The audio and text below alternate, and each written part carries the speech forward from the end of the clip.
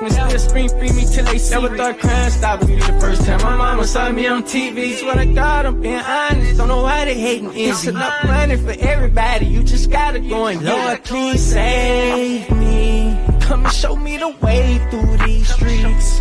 Wonder would it make them smile if my face was on a T. Wonder would it make them happy if I was resting in peace. Lord, please save me.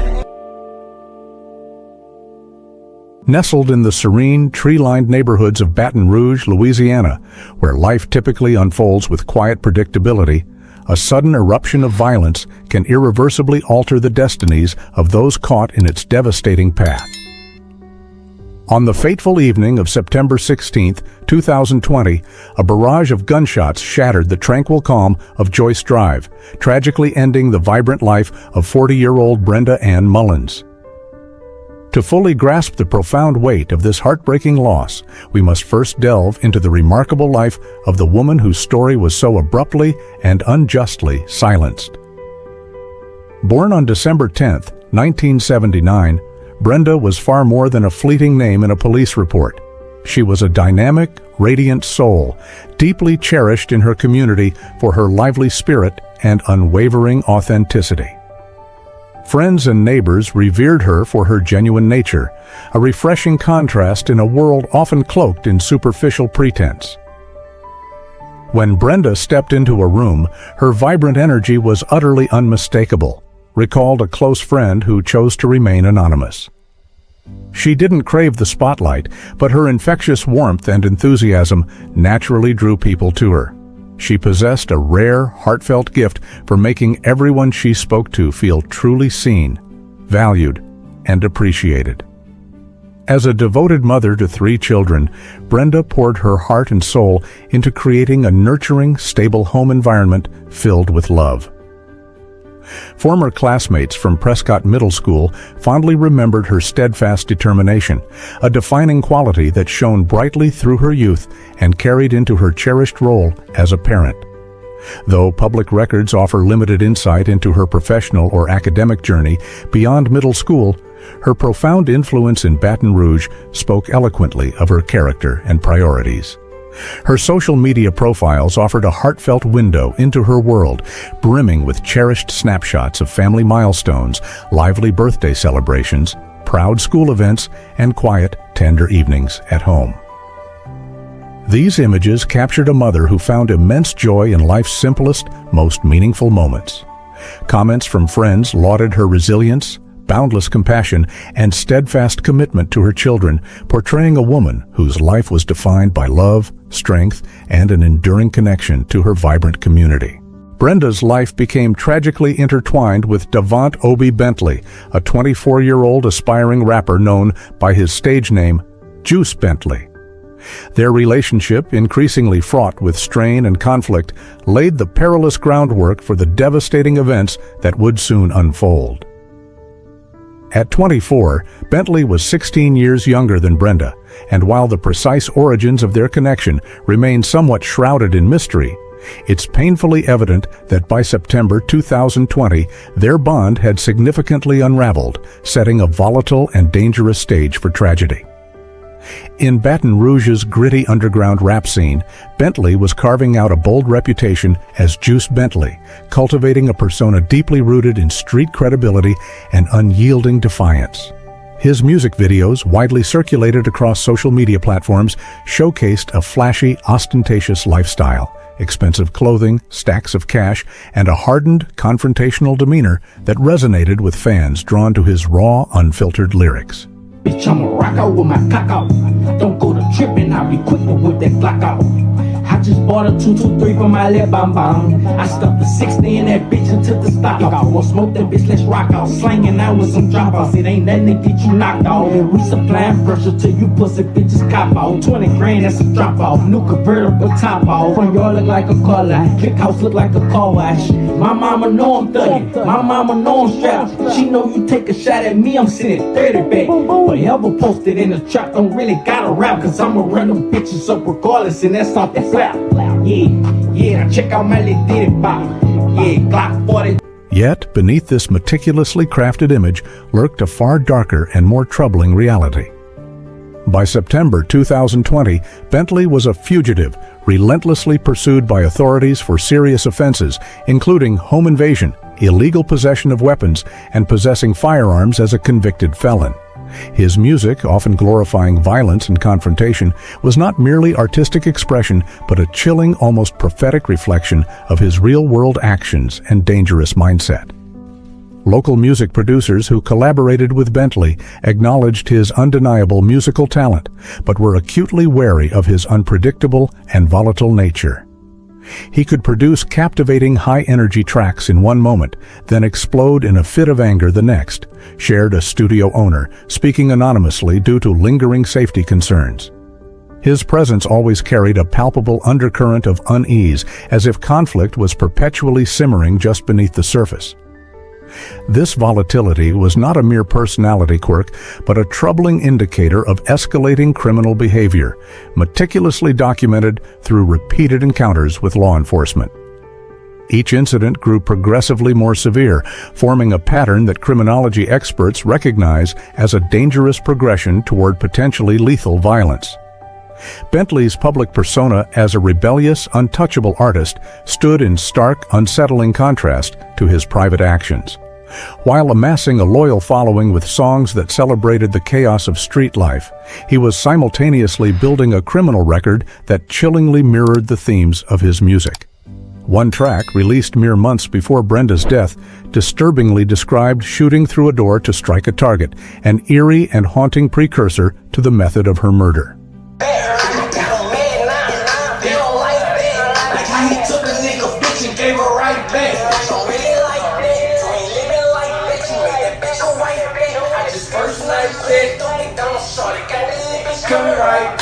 Unlike artists who maintain a clear divide between their stage personas and personal lives, Bentley's art and reality were virtually indistinguishable. His videos brazenly featured weapons, despite his legal prohibition as a felon, signaling a reckless, almost defiant disregard for authority that would prove catastrophic. The origins of his relationship with Brenda, a woman with deep community ties and responsibilities as a devoted mother, remain unclear, but neighbors reported frequent visits to her Joyce Drive home, often marked by heated, disruptive arguments that shattered the neighborhood's peace. A family member later disclosed that Brenda had contemplated obtaining a restraining order but never completed the process. A tragically common hesitation in domestic violence cases that underscores the complex, often paralyzing emotional ties that can bind victims to their abusers despite evident and escalating risks. September 16, 2020, dawned as an unremarkable Wednesday in Baton Rouge, with the lingering summer heat gradually giving way to cooler, more refreshing evening breezes. On the 2,900 block of Joyce Drive, 40-year-old Brenda Mullens was at home with her 3 children, immersed in the comforting, familiar rhythms of family life, completing homework, preparing a warm dinner, and enjoying moments of relaxation with television. This ordinary scene of domestic warmth and togetherness would soon be irrevocably shattered by an act of unthinkable, heart-wrenching violence. Around 10 p.m., Devont Bentley arrived unexpectedly at Brenda's doorstep, his presence far from a casual visit. As a fugitive with multiple outstanding warrants, he was desperately evading law enforcement, driven by a need to escape justice. Sources close to the investigation revealed that Bentley demanded to use Brenda's home as a clandestine refuge from the police. The conversation quickly escalated into a heated, confrontational dispute, loud enough to carry through the walls and be overheard by neighbors on both sides of her modest, well-kept residence. With her children nearby, Brenda stood resolute, refusing to harbor a wanted felon and jeopardize her family's safety and security. She emphasized her unwavering responsibility to her kids, and one neighbor recalled hearing her repeatedly, firmly insist that Bentley leave immediately.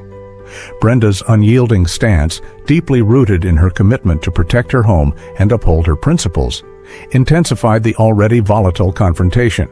She reportedly urged Bentley to turn himself in to authorities rather than continue his desperate flight from justice, a suggestion that provoked a violent, uncontrollable outburst from a man utterly determined to avoid capture.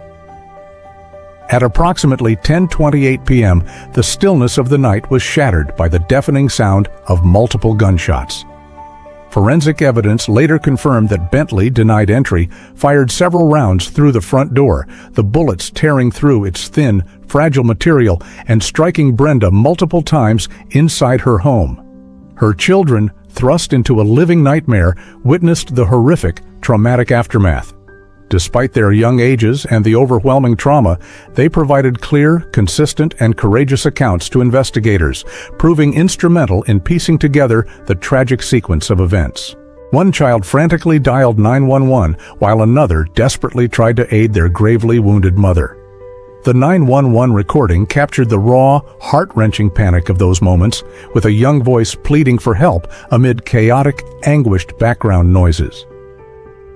Baton Rouge police arrived swiftly after multiple emergency calls reported the gunfire, finding Brenda with severe, life-threatening gunshot wounds.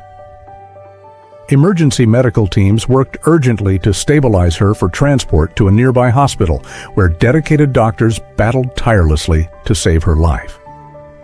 Tragically, her injuries were too severe, and Brenda Mullens was pronounced dead shortly after arrival, adding to the devastating toll of domestic violence in a city long grappling with such heart-wrenching tragedies. In the immediate wake of the shooting, police cordoned off Joyce Drive, establishing a secure perimeter around Brenda's home. The Baton Rouge Police Department's Homicide Division took swift control of the scene, with seasoned detectives arriving within hours to begin their meticulous work. Crime scene technicians methodically documented every detail, collecting shell casings, capturing detailed photographs, and creating precise sketches of the crime scene to preserve its integrity. Neighbors, questioned by officers, recounted hearing the heated, escalating argument and the subsequent terrifying gunshots, with several positively identifying a man matching Bentley's description fleeing the scene mere moments after the shots rang out. Combined with the vivid, heart-rending testimonies of Brenda's children, this evidence swiftly and unequivocally pinpointed Bentley as the primary suspect.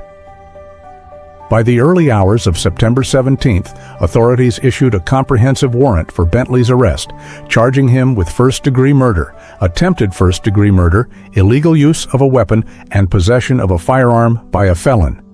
However, Bentley had already vanished, sparking a relentless month-long manhunt that would span multiple states and test the resolve of law enforcement.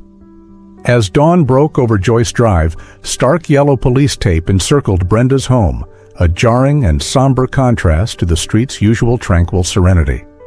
Neighbors gathered in small, grief-stricken clusters, sharing their shock, sorrow, and disbelief. Some placing delicate flowers near the property line as heartfelt, early tributes to a beloved community member. For detectives, the case presented a clear yet profoundly disturbing narrative. A devoted mother had been senselessly killed for refusing to shelter a fugitive, a man who resorted to lethal violence when denied his desperate demands. The evidence was compelling and the witnesses exceptionally reliable, but the suspect remained frustratingly at large. The investigation progressed with utmost urgency. Forensic analysis of shell casings found outside the home confirmed the shots were fired through the door, perfectly corroborating witness accounts of Bentley's actions. Detailed bullet trajectory measurements and gunshot residue samples from the doorframe further clarified the shooter's position and the type of weapon used, though the firearm itself remained unrecovered. Neighborhood canvassing yielded consistent, detailed reports of the preceding argument, and critical surveillance footage from nearby properties captured a figure matching Bentley's description approaching and hastily fleeing the scene around the time of the 911 calls. This powerful combination of physical evidence, witness statements, and video footage built a robust, airtight case, setting the stage for the relentless, determined pursuit of the fugitive across state lines. Realizing Bentley had likely fled beyond Louisiana's borders, investigators swiftly broadened their efforts, issuing urgent alerts to neighboring states and enlisting the expertise of the U.S. Marshals Service, renowned for their skill in tracking elusive fugitives. Tips gleaned from Bentley's associates and careful monitoring of his social media activity suggested he was moving westward, cunningly leveraging his music industry connections to stay one step ahead of authorities. His case gained significant traction on news broadcasts across multiple states, with law enforcement meticulously tracking financial transactions and communications of his known contacts. While several reported sightings proved to be frustrating dead ends, the investigation remained relentless, driven by an unwavering commitment to justice. By early October, credible tips from confidential informants narrowed the search to Denver, Colorado, where Bentley was believed to be hiding with distant acquaintances, possibly unaware of the full extent of his serious charges. The U.S. Marshals Service took charge, utilizing their specialized expertise in fugitive apprehension. On October 12, 2020, nearly a month after Brenda's tragic murder, Marshals located Bentley at a nondescript Denver residence. A meticulously planned pre-dawn operation ensured no chance of escape, with highly trained officers surrounding the location in a coordinated effort. Bentley, who had successfully evaded capture for 26 days, surrendered without resistance, appearing resigned and subdued when confronted by the formidable, overwhelming law enforcement presence. Within days, extradition proceedings began to return Bentley to Louisiana, where he would face justice for Brenda's murder. The successful manhunt, driven by seamless coordination across multiple agencies, meticulous intelligence gathering, and an unyielding pursuit of evidence, marked a pivotal and hard-won moment. For Brenda's grieving family, the arrest offered a faint glimmer of hope for accountability, though the legal process ahead promised to be protracted, emotionally draining, and deeply challenging as they navigated their profound, enduring loss while seeking justice for their beloved mother. Upon his return to East Baton Rouge Parish, Devont Bentley faced a litany of grave charges, including first-degree murder for the senseless death of Brenda Mullens, attempted first-degree murder, illegal use of a weapon, and possession of a firearm by a felon. These charges reflected both the horrific severity of his actions on September 16th and his extensive prior criminal history, which legally barred him from possessing firearms. His defense team's attempts to challenge the admissibility of critical evidence were largely rebuffed, as courts consistently affirmed the integrity and legality of the investigation's methods, leaving the prosecution's robust case intact and unassailable. The trial commenced in April 2023, over 2.5 years after Brenda's tragic death, a delay that tested the patience of her grieving family but allowed both sides to prepare thoroughly. Over 5 intense days, the courtroom heard powerful emotional testimony from witnesses, including Brenda's children, whose first-hand accounts of the night's events were both heartrending and unwaveringly consistent. They detailed Bentley's desperate demand to use their home as a hideout, and Brenda's resolute, principled refusal, a decision that ultimately cost her life. Forensic experts presented meticulous, compelling evidence, including detailed ballistic analysis of shell casings and comprehensive crime scene documentation, which seamlessly corroborated the children's accounts, vividly illustrating Bentley's act of firing multiple shots through the door. His month-long flight across state lines was highlighted as a clear indication of his awareness of guilt, underscoring his determined intent to evade justice. On April 28, 2023, the jury delivered a verdict of guilty on second-degree murder, a significant and impactful conviction, though not the first-degree charge initially pursued by prosecutors. On August 9, 2023, the judge sentenced Bentley to life imprisonment without the possibility of parole, citing the domestic violence context of the crime and his extensive criminal record. In the courtroom, Brenda's family expressed a complex mix of relief and renewed, raw sorrow, knowing no sentence could ever restore their profound loss, yet finding solace in the assurance that Bentley could no longer harm others. Community advocates hailed the outcome as a powerful testament to the justice system's role in protecting victims, albeit tragically too late for Brenda herself. Brenda's story resonated far beyond the courtroom, becoming a poignant catalyst for addressing domestic violence in Baton Rouge. The East Baton Rouge District Attorney's 2020 report specifically referenced her case to highlight critical systemic failures, fueling vital discussions on strengthening protective orders and enhancing police responses to domestic violence. Community vigils and dedicated memorial pages celebrated Brenda's vibrant life, portraying her as a devoted mother, steadfast friend, and principled woman. Her family's tireless advocacy through active participation in community forums and support for prevention programs amplified her enduring legacy, driving increased engagement in domestic violence initiatives across the region. Brenda's case underscores the urgent, critical need for early intervention, robust community support systems, and collective action to combat domestic violence. Her courageous stand, though it cost her life, revealed her unyielding character and inspired countless others to confront violence in their own communities. As we conclude this documentary, I urge you to keep Brenda's story alive by liking and sharing this video with those who need to hear it. Your subscription to our channel supports our mission to highlight stories like Brenda's. Before you go, visit our True Crime Stories playlist, linked in the description, for the inspiring story of a mother who escaped her abuser and aided his capture after years on the run. A tale of survival offering hope in the fight against domestic violence. Your viewership helps these vital stories reach those who need them.